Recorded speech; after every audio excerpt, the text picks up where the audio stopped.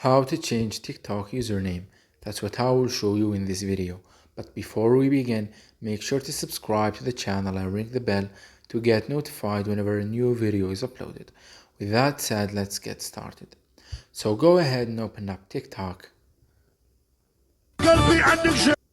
And once you do that, click on the profile icon at the bottom right. Then click on the edit profile button under the profile picture.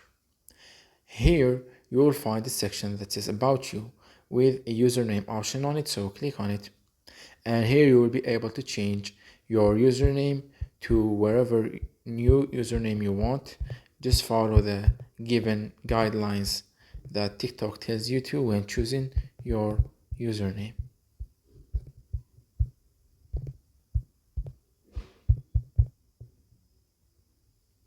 Once you're done and you have chosen your username and it's available, click on the save button at the top right corner of the screen to save the changes. So that was it for this video. That's how you can change your TikTok username. If you have any questions, please leave them in the comment section down below. With that said, see you in the next video.